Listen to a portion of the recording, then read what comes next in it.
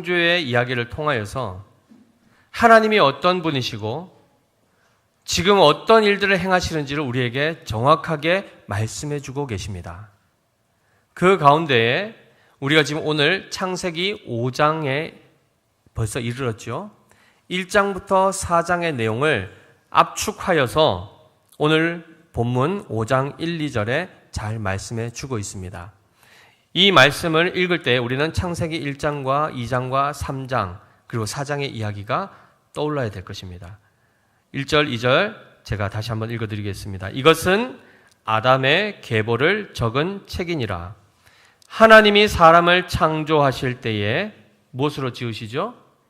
하나님의 모양대로 지으시되 남자와 여자를 창조하셨고 그들이 창조되던 날에 하나님이 그들에게 복을 주시고 그들의 이름을 사람이라 일컬으셨더라 라고 되어 있습니다.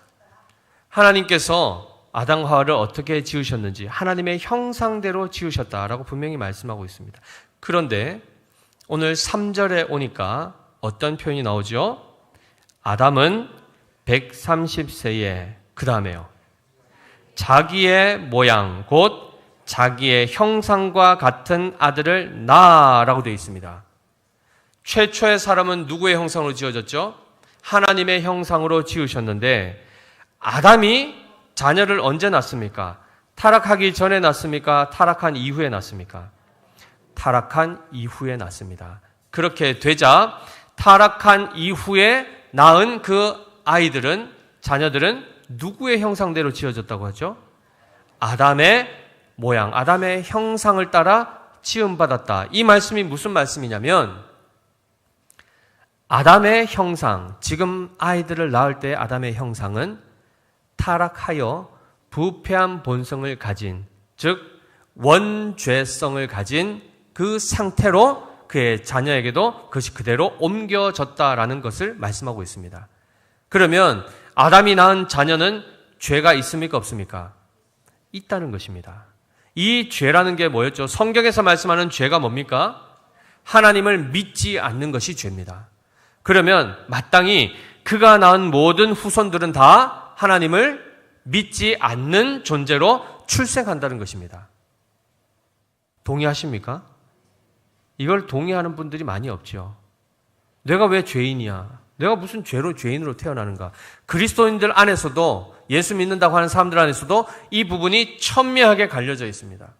우리는 철저하게 아담의 범죄에 그때 같이 있지 않았던 우리이지만 그의 부패한 본성을 그대로 물려받아 그 영적으로 보면 부패한 DNA, 망가져버리고 왜곡되고 일그러진 그 영적인 모습을 우리가 그대로 답습하여 우리 또한 하나님을 알지 못한 채 출생한다는 것을 온전히 고백합니다. 그러나 이것을 동일하게 고백하지 않는 많은 사람들이 있습니다.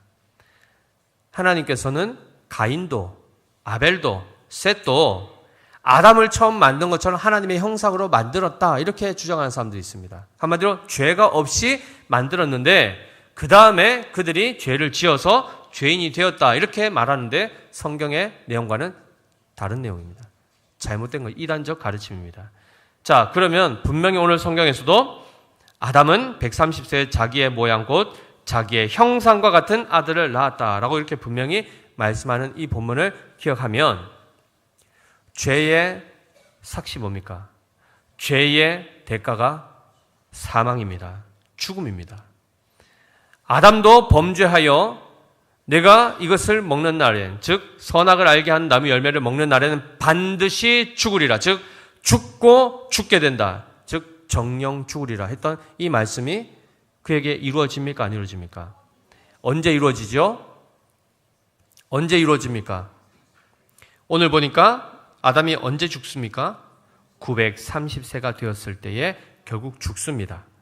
굉장히 긴 시간 동안 살아있는 것처럼 보이지만 마지막에는 어떻게 됐죠? 죽음으로 그 인생이 마무리되었습니다. 원인이 뭐였습니까? 하나님의 말씀에 불순종하여 선악을 알게 한 나무 열매를 먹었기 때문이다 라고 분명히 성경은 말씀해 주고 있고 그의 자녀들은 어떨까요? 동일하게 그들이 선악을 알게 하는 나무 열매 먹었습니까? 그들은 먹지 않았지만 아담의 범죄로 인해서 망가진 채로 그들이 그대로 유전을 받아 죄성을 가지고 태어나기 때문에 그들 또한 반드시 어떻게 되어 있습니까? 반드시 죽게 되어 있습니다. 그 부분이 오늘 이 아담의 계보에서 반복해서 나오고 있습니다. 그들은 이렇게 살며 자녀를 낳았고 살다가 죽었다. 이것이 한 인생을 정리하는 핵심 문구가 됩니다. 무엇 때문에 이 결과가 나타났죠? 죄로 인해서 사망이 오게 되었음을 성경은 분명히 말씀하고 있습니다. 자, 그래서 로마서 5장 12절 말씀을 우리 함께 살펴볼 텐데요.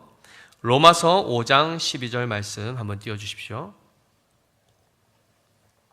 같이 읽어보겠습니다. 시작. 그러므로 한 사람으로 말미암아 죄가 세상에 들어오고 죄로 말미암아 사망이 들어왔나니 이와 같이 모든 사람이 죄를 지었으므로 사망이 모든 사람에게 이르렀느니라. 아멘.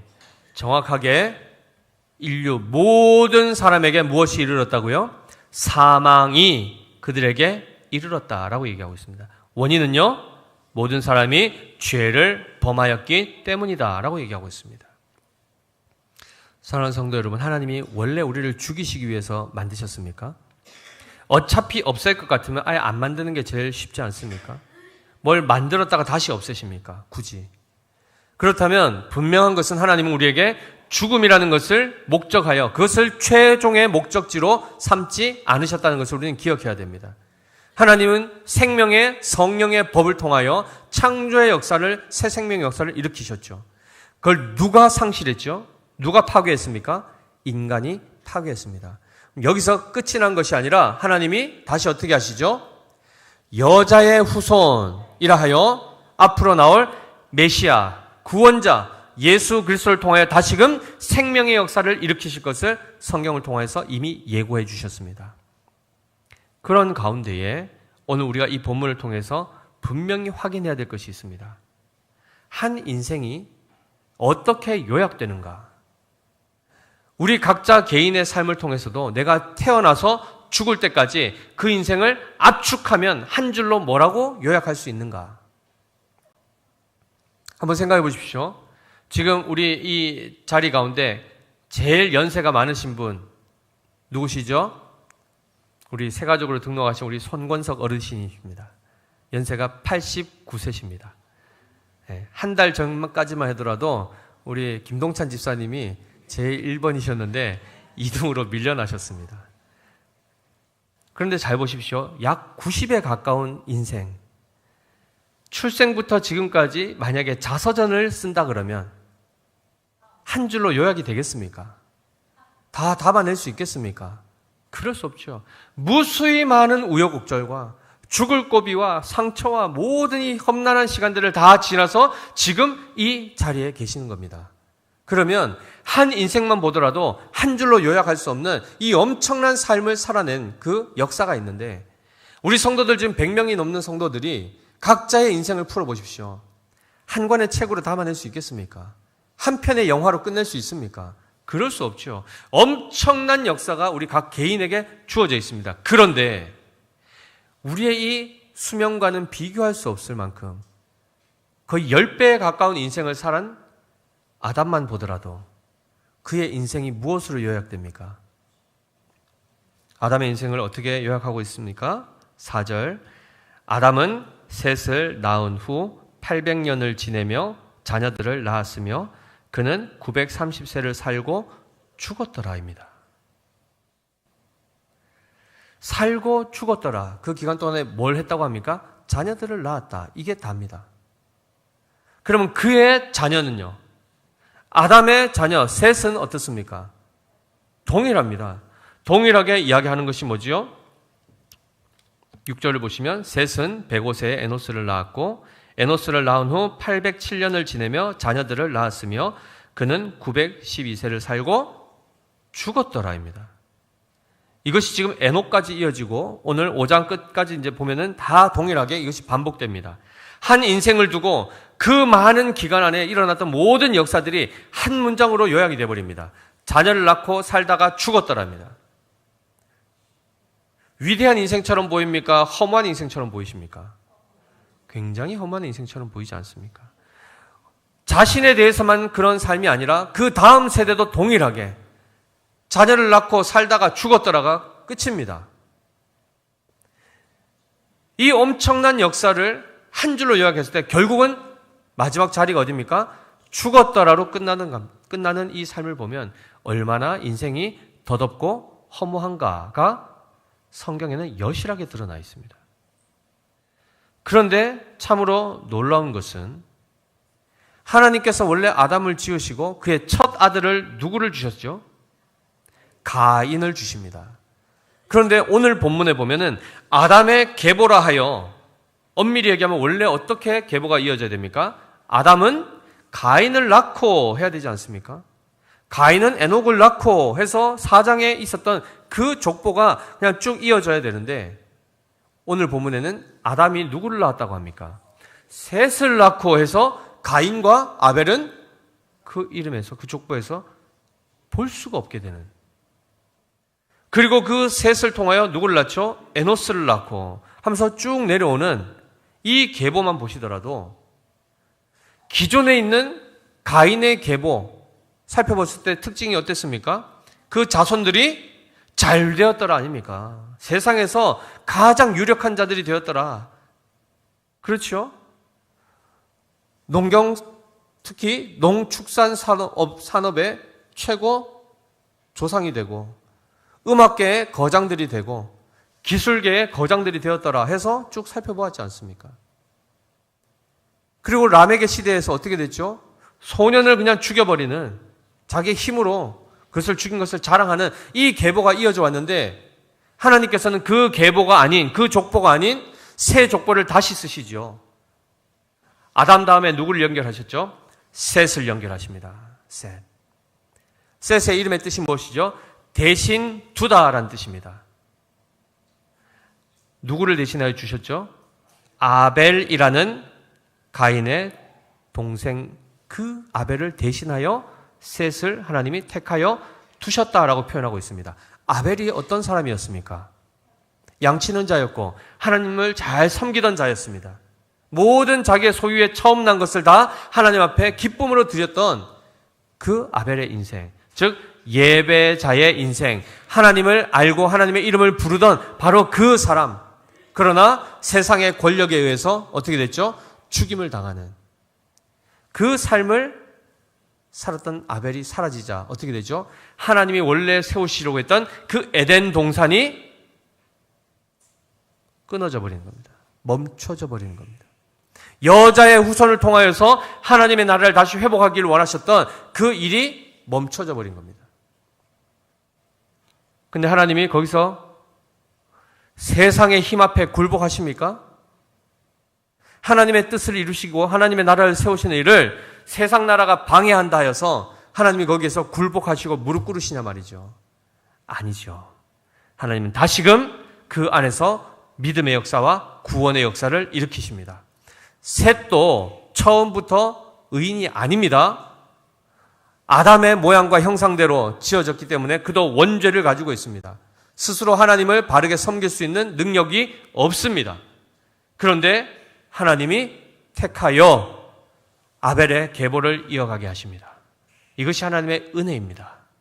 모든 사람이 죄를 범하였음에 하나님의 영광에 이를 수 없었는데 그 가운데 하나님이 긍휼을 베푸시사 셋을 통하여 그 믿음의 계보를 이어가게 하시고 그의 아들 누구죠? 에노스를 통하여 그 믿음의 계보가 또다시 이어지게 하시죠.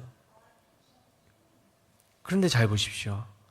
이들의 삶은 믿지 않은 자들과 동일하게 자녀를 낳다가 살다 죽었다로 끝납니다. 어찌 보면 세상 사람들의 역사, 그 계보에서는 자식 자랑했던 게 나오지 않습니까? 가인의 후손들, 우리의 후손들 이렇게 됐고 저렇게 됐고 저렇게 됐고 쫙 얘기했지 않습니까? 그런데 그런 내용들이 아담의 계보에는 있습니까? 없습니까? 지금까지 보니까 없이 지나가 버립니다. 어찌 보면 세상보다 더 비참한 삶을 산 것 같고 그러한 삶을 살았으나 성경을 통해서 볼 때는 하나님의 관점에 있어서는 이들은 하나님의 생명책에 이름이 기록된 자들로 하나님이 기억하신 바 된 자들이 되었습니다. 어떤 삶이 더 복된 것입니까? 어떤 삶이 진정으로 우리에게 복이 있는 삶입니까? 하나님의 이름을 부르며 그분의 은혜를 받고 그분의 택하심을 따라 하나님의 나라 백성으로 살아가는 것이 가장 복 아니겠습니까? 비록 그의 인생을 다 담아내도 자랑할 것 하나도 없고 그냥 자녀 낳다 살다 죽었더라 너무나도 평범해 보이는 이 일상을 살았음에도 불구하고 그들이 여호와의 이름을 부르며 믿음으로 제사를 드릴 수 있는, 예배 드릴 수 있는 그 믿음을 가진 것이 가장 복된 인생임을 성경은 말씀해 주고 있습니다. 사랑하는 성도 여러분, 한 번 죽는 것은 사람에게 정해진 것이요 그 후에는 심판이 있으리니라고 히브리서 9장 27절에 잘 나와 있습니다. 원래 하나님이 우리를 죽게 만들려고 한 것이 아니라고 했죠. 이 죽음이 왜 왔죠? 죄로 인해서 온 것입니다. 이 죄는 결국 우리의 모든 인생을 어떻게 살았든 영광스럽게 살았든 비참하게 살았든 결국 마지막에 어디까지 우리를 몰고 가죠? 죽음의 자리까지 몰고 갑니다. 그래서 보시면 아시지 않습니까? 젊을 때는 어느 대학 나왔고 뭐 어느 직장을 다니고 이런 것을 늘 자랑하고 하지만은 나중에 은퇴한 이후에는 뭘 가지고 자랑하십니까? 육체 건강 가지고 자랑하시죠. 내가 그래도 동년배보다는 흰머리가 좀 적다. 내가 그래도 등산은 할 수 있다. 나는 아직까지 무릎 수술 안 했고 나는 아직 임플란트 하나 없이 다 내 이빨이다. 이거 자랑하시지 않습니까? 학력이고 뭐고 이런 게 어디 있습니까? 건강 자랑하시죠. 그러나 더 지나가면 자랑할 것이 있습니까? 없습니까? 자기에게 없으니까 뭘 하죠? 우리 자녀는 이렇고 우리 자녀는 이렇고 자녀 자랑하다가 인생이 끝나버립니다. 그런데 성경에서는 아담의 계보, 여자의 후손을 오게 하실 바로 그 믿음의 계보에는 인간의 자랑이 있습니까? 없습니까? 없더라는 것입니다. 아무리 오래 살아도 아무리 어떤 우여곡절을 다 지나왔으나 우리의 자랑할 것은 없다는 것이 성경에 정확하게 나와 있고, 그러나 여기서 분명한 것은 자녀들을 낳았는데 그 자녀가 어떤 자녀라는 것이 중요하다는 겁니다. 셋이 누구를 낳았습니까? 에노스를 낳았습니다. 그때 사람들이 여호와의 이름을 비로소 부르기 시작했습니다. 이 말은 곧 공적인 예배가 드려졌다는 것입니다. 그런데 잘 보십시오. 이 셋의 후손의 수가 많겠습니까? 가인의 후손의 수가 많겠습니까? 압도적으로 가인의 수가 많습니다. 그리고 세상의 모든 권력과 주도권을 누가 쥐고 있습니까? 가인의 후손들이 다 쥐고 있습니다. 이들은요, 자랑할 게 있습니까? 없습니까? 셋의 후손은 자랑할 것 없이 그저 일생 동안 뭐 하고 살죠? 여호와 이름 부르고 사는 겁니다. 예배하며 하나님 믿고 의지하고 살아가는 겁니다. 이들은 돈과 권력과 모든 것을 다 쥐고 세상의 주도권을 가지고 자기한테 거슬리게 하는 사람들은 다 폭력을 통해서 죽일지라도 그런 죽음의 원리, 죄악의 원리 가운데 살지만은 그래 잘 살죠. 떵떵거리고 보란듯이 삽니다. 그러나 셋의 후예들은 약자로 자랑할 것 없이 그냥 그렇게 믿음의 후손 낳는 것 하다가 그냥 끝나버립니다. 어떤 인생 살고 싶으십니까? 어떤 인생 살고 싶으십니까? 지난주에도 살펴본 것처럼 1번입니까? 2번입니까? 우리가 예수 믿기 전에는 다 1번을 위해서 살아갑니다. 다 내 자식 그래도 최고 자리에 가고 돈 좀 잘 벌고 떵떵거리며. 여러분, 돈 많이 벌려면은 일을 적게 해야 됩니까? 많이 해야 됩니까? 그럼 많은 시간들을 어차피 다 24시간, 24시간 다 정해져 있는데 누구에겐 특별히 뭐 48시간 이렇게 주어집니까? 그렇지 않죠. 남보다 더 많이 벌기 위해서는 더 많이 일을 해야 됩니다. 더 많이 그 시간을 그곳에 들여야 됩니다. 하나님을 섬길 여력이 있겠습니까? 여가가 있겠습니까? 자녀가 돈을 많이 버는 뭐 의사가 되었든 해보십시오. 쉬는 날이 어디 있습니까? 이멀저시 뜨면 바로 뛰어가서 수술해야 되는데 그 직업 자체를 뭐라고 하는 것이 아니라 세상에서 가장 높은 자가 되기 위해서는 그 누구보다도 세상의 방법에서 더 지혜로운 자가 되기 위해서는 거기서 시간을 더 많이 투자를 해야 됩니다. 그러면 하나님을 섬기는 것과 동시에 될까요? 불가능합니다. 의사가 되지 말란 얘기가 아니라 하나님을 바르게 의지하고 섬기는 자가 되지 않으면 그 모든 화려한 인생을 살아도 결국은 허무한 인생이 될 수밖에 없다는 것입니다. 그런데 믿는 자는 죽음으로 끝납니까? 안 끝납니까? 성경에서 그래서 이 부분이 우리에게는 굉장히 중요한 표현이 되는 것이죠. 하나님의 약속 가운데에 로마서 5장 17절 말씀을 보시면 한번 띄워주시겠습니까? 로마서 5장 17절 우리 같이 읽어보겠습니다. 시작. 한 사람의 범죄로 말미암아 사망이 그 한 사람을 통하여 왕노릇하였은즉 더욱 은혜와 의의 선물을 넘치게 받는 자들은 한 분 예수 그리스도를 통하여 생명 안에서 왕노릇하리로다 라고 되어 있습니다. 예수 그리스도를 믿는 자는 최종 목적지가 사망입니까? 생명입니까? 생명이라는 것입니다. 그런데 반드시 뭐를 지나가야 되죠? 육체의 죽음을 지나가야 됩니다. 우리 또한 이미 원죄를 가지고 있기 때문에 거기에 따른 형벌을 통하여 죄의 몸이 죽어야 되죠. 그 이후에 다시 어떻게 되죠? 영의 몸을 덧입어 부활에 이르게 된다는 것을 성경은 약속하고 있습니다. 이것이 믿는 자와 믿지 않은 자의 정확한 구별점입니다. 그 가운데 요한복음 11장 25절 26절 말씀 우리가 함께 살펴볼 텐데요. 예수님께서 죽은 나사로를 살리시기 위해서 마르다와 마리아를 방문하신 그 장면에서 나온 마르다에게 질문하신 질문의 내용입니다. 제가 읽겠습니다. 우리 성도님들은 제가 다 읽고 나면 거기에 따라 반응을 하셔야 됩니다. 제가 이거는 질문이기 때문에 대답을 하셔야 됩니다. 한번 생각해 보십시오. 예수께서 이르시되 나는 부활이요 생명이니 나를 믿는 자는 죽어도 살겠고 무릇 살아서 나를 믿는 자는 영원히 죽지 아니하리니 이것을 내가 믿느냐? 아멘이십니까? 예수 그리스도를 믿는 자는 죽어도 살겠고 죽어도 삽니다. 죽음 이후에 둘째 사망이라는 심판, 즉 하나님의 영원한 생명으로부터 완전한 단절, 그 사망으로 들어가지 아니하고 영원한 천국에서 살아갈 수 있는 이 길이 열렸음을 예수님은 분명히 말씀해 주셨습니다. 이 사실을 내가 믿느냐라고 믿을 때 우리는 아멘이라고 고백할 수 있음이 복입니다. 아멘이시죠? 그래서 이와 대조되는 삶, 즉 예수님이 누구신지를 모르고 그 심판, 죽음 이후에 심판이 있음을 모르는 자들, 그저 이 생이 단 줄 알고 여기서 최고가 되고자 가인의 후예로 살아가는 사람들에게 성경은 정확하게 이렇게 표현하고 있습니다. 디모데전서 5장 6절 말씀인데요. 향락을 좋아하는 자는 살았으나 죽었느니라입니다. 다시요. 향락을 좋아하는 자는 살았으나 죽었느니라.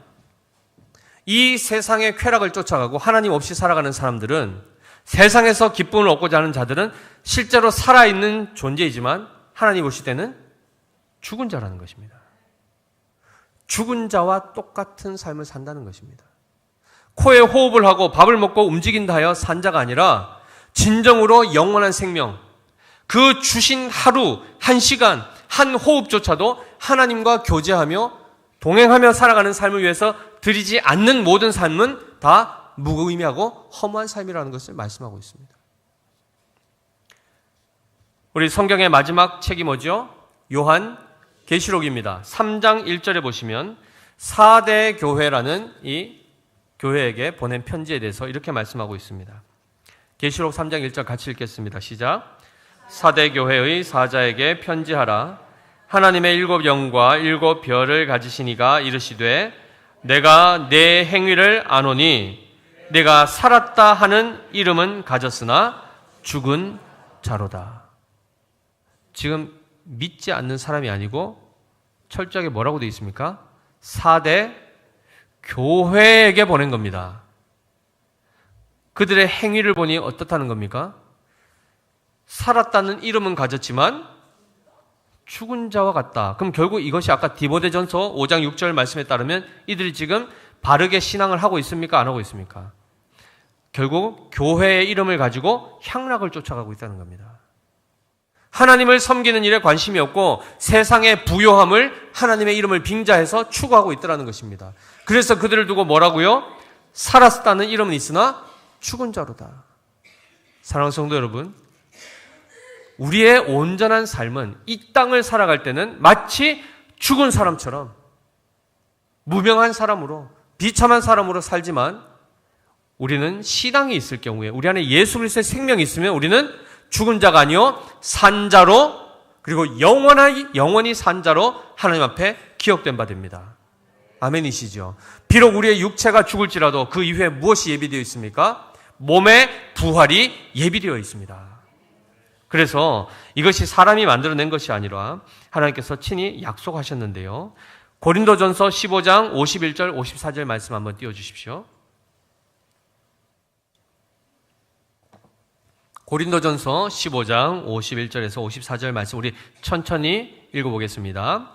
보라, 내가 너희에게 비밀을 말하노니 우리가 다 잠잘 것이 아니요 마지막 나팔에 순식간에 홀연히 다 변화되리니 나팔 소리가 나매 죽은 자들이 썩지 아니할 것으로 다시 살아나고 우리도 변화되리라.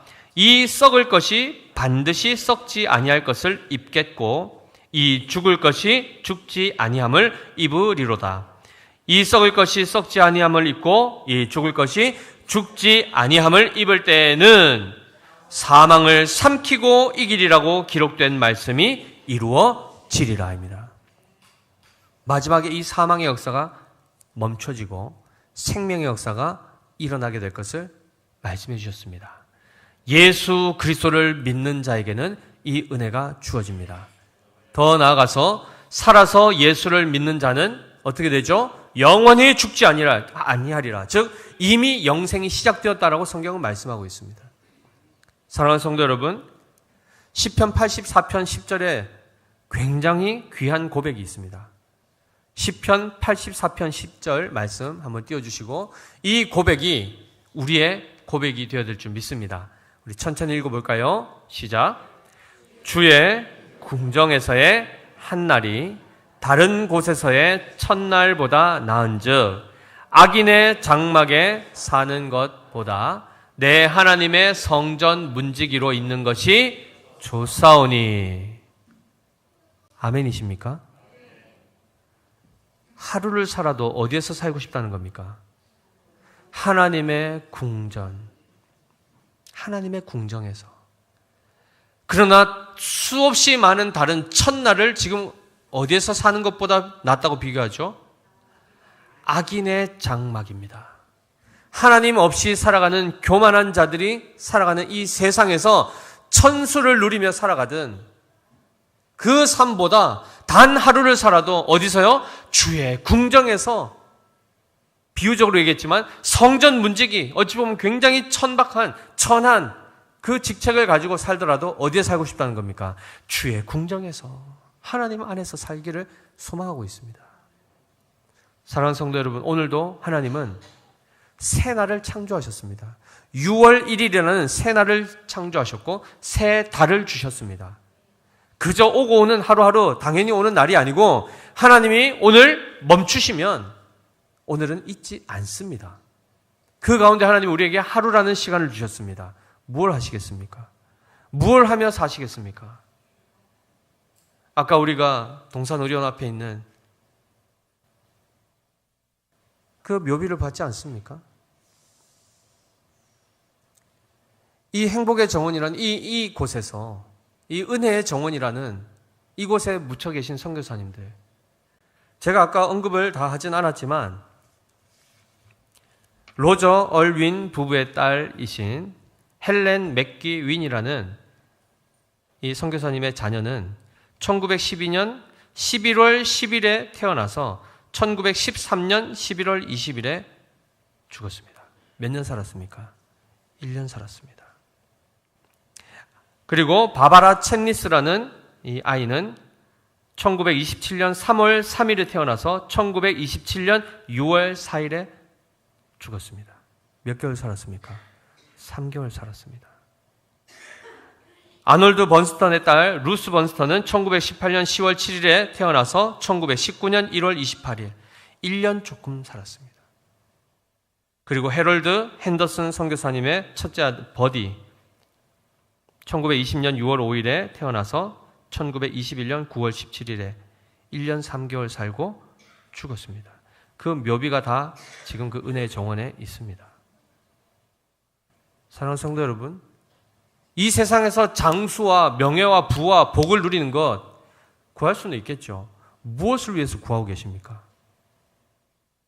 우리의 영원한 생명, 우리의 건강, 무엇 하려고 그걸 원하고 계십니까? 하루를 살더라도 하나님의 영광을 위해서 그 은혜 안에서 그 주님을 바르게 섬기고 살기 위해서 내가 하나님, 영원토록 하나님과 교제하며 영생을 누리길 그런 차원에서 구해야 되지 않겠습니까? 그런데 그거 관심 없이 그저 건강 자체 안 아프고 싶어서 그저 비참하게 살지 않고 싶어서 돈을 원하는 이것이 누구의 삶이라고요? 향락을 쫓던 가인의 계보의 삶입니다. 거기서부터 우리는 건짐을 받았습니다. 우리 선교사님들 믿음의 계보를 이어가기 위해서 국경을 초월하여 자녀를 잃는 이 아픔 가운데도 거기에 흔들리지 아니하고 하나님의 선하신 계획을 바라보며 영원한 생명, 하나님의 나라가 임하기를 위해서 이 대구 땅까지 복음 들고 오셨습니다. 정말 의미 있는 삶을 살았기 때문에 지금 우리가 여기에 있는 것입니다. 이분들 뿐이겠습니까? 양화진, 전국의 이 선교사님들이 활동하시면서 복음을 전하여 믿음의 계보를 일으키고 아담의 후예로부터 셋, 에노스 쭉 내려오는 그 가운데 우리의 이름까지 생명책에 기록될 수 있도록 그 역사를 일으키셨습니다. 남은 여생 뭘 위해 사시겠습니까? 우리의 전 삶은 결국 살다가 죽었더라도 끝납니다. 그러나 예수 믿는 자의 삶은 그의 죽음이 헛되지 않을 뿐만 아니라 우리의 이 인생을 통해서 결국은 믿음의 계보가 이어지는 여기에 우리가 쓰임받는다는 것을 기억하셔야 됩니다. 혈육의 자녀뿐만이 아닙니다. 우리 선교사님들 대한민국 국자가 아니지 않습니까? 스웨덴, 영국, 미국, 호주 전 세계에서 선교사님들이 목숨 걸고 오셔서 순교를 각오하고 복음 전하셔서 하나님의 나라를 세우셨습니다. 우리 또한 주신 모든 생명과 건강과 재물까지도 하나님의 나라, 즉 하나님의 백성들을 일으키는 일을 위하여 우리가 써야 하며 그것에 아름답게 쓰임받는 인생이 되어야 될 줄 믿습니다. 이렇게 될 때에 진정한 하나님의 나라가 회복이 되는 것입니다. 사랑하는 성도 여러분, 죽음 앞에 두려워하지 마십시오. 우리는 죽어도 사는 자입니다. 죽어도 사는 자요. 이미 그 영생이 시작된 존재들입니다. 이 사실을 기억하셔서 오늘도 세상에 헛된 향락 구하지 마시고 철저하게 하나님의 나라와 그 의를 구하며 그 나라가 세워지는 일을 위해서 우리의 전 삶을 아름답게 헌신하시는 우리 모두 되시기를 예수님의 이름으로 축복합니다.